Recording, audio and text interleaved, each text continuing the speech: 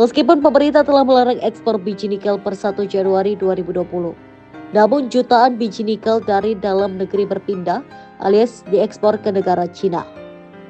Berdasarkan data International Trade Center (ITC), tercatat setidaknya 5,3 juta ton biji nikel diekspor ke negeri tirai bambu. Dengan kata lain, terjadi dugaan penyelundupan jutaan ton biji nikel yang diekspor oleh Indonesia ke Cina. Hal itu diungkapkan ekonom senior Institute for Development of Economics and Finance atau INDEF Faisal Basri.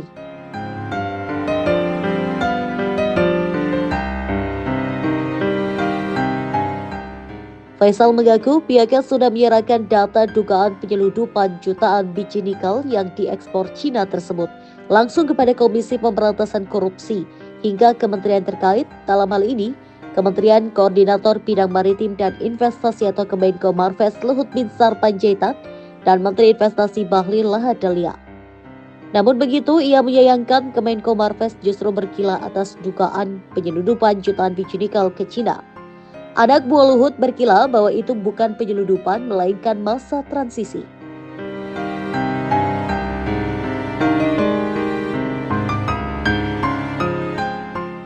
Padahal data yang dimilikinya sama dengan data Kemenko Marves, yakni dari International Trade Center atau ITC, ada bahwa tercatat biji nikel telah diekspor Indonesia oleh ke Cina.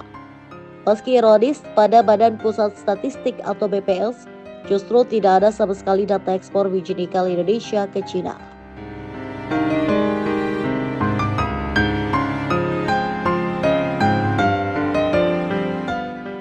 Pertanyaan pertama, Pak. Jadi Anda menyebut hilirisasi khususnya nikel yang katanya bisa menghasilkan added value 510 triliun rupiah di Indonesia ini yang digembar-gemborkan ini oleh Presiden Joko Widodo, menurut Anda hanya menguntungkan China. Bisa dijelaskan Pak, dielaborasikan kepada kami.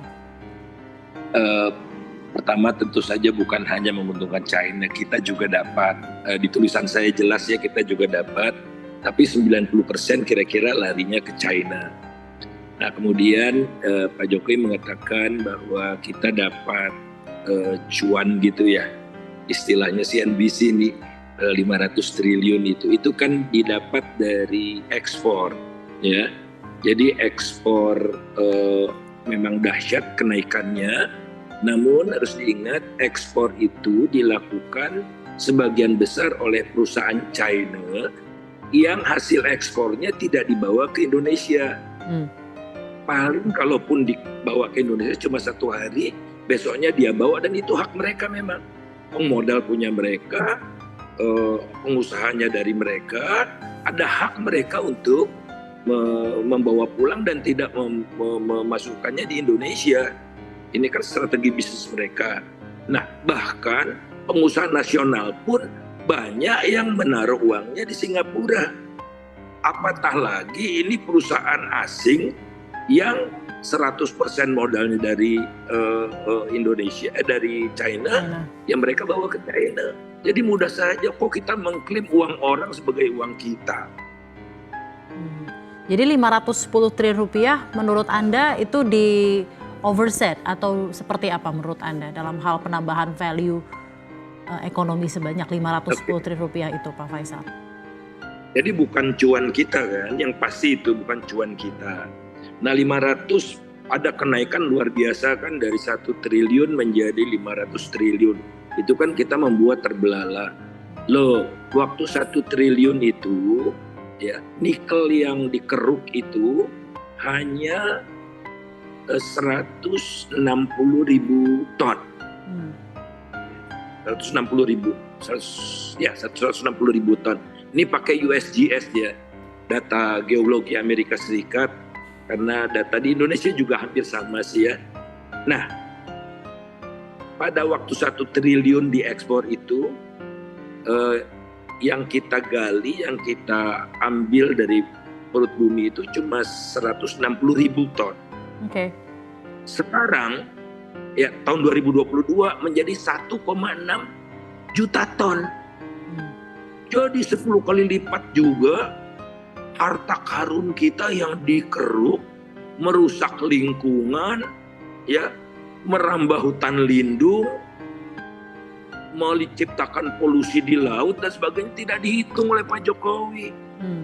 Eksternalitinya itu ya Pak? Iya.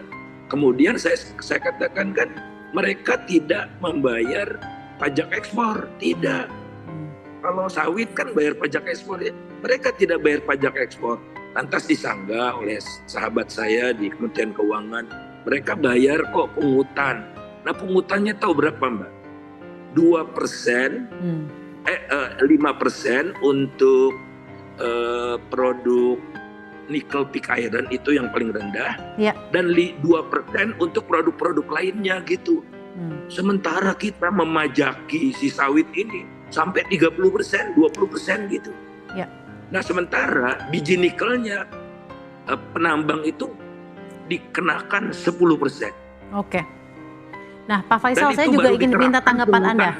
Jadi memang ada mismatch ya dalam hal ini, Anda melihatnya mengenai bagaimana manfaat hilirisasi yang selama ini digembar-gemborkan memberikan manfaat, tapi ternyata masih ada beberapa hal yang menjadi loophole, seperti dalam hal ini ternyata 90% lebih menguntungkan China. Nah saya ingin minta tanggapan Anda, ketika ada kritik mengenai hilirisasi yang diberikan ke pemerintah tuh selalu bilangnya hilirisasi ini harus tetap dijalankan karena bisa menimbulkan efek yang luar biasa, udah added value-nya bagi ekonomi Indonesia dan juga amanat undang-undang, hasilnya dinikmati oleh warga di daerah, itu argumen dari pemerintah. Nah sempat kita berbicara dengan Pak Septian Haryoseto, Deputi Kemenko Marves, bilang nilai tambah hilirisasi nikel ini mencapai 53% dan juga dinikmati pelaku industri di dalam negeri termasuk dari sisi tenaga kerja.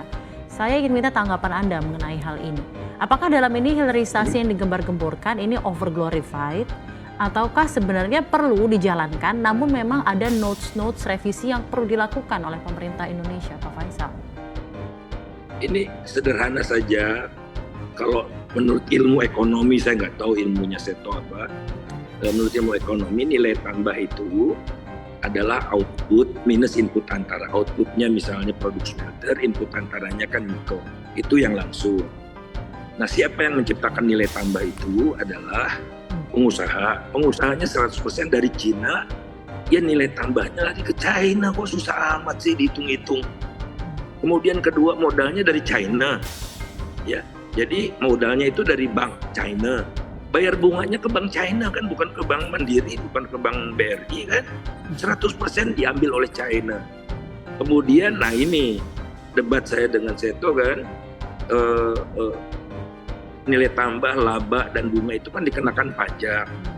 Nah saya katakan yang besar-besar itu dapat tax holiday Ya. sampai 20 tahun, juga tidak kontribusi.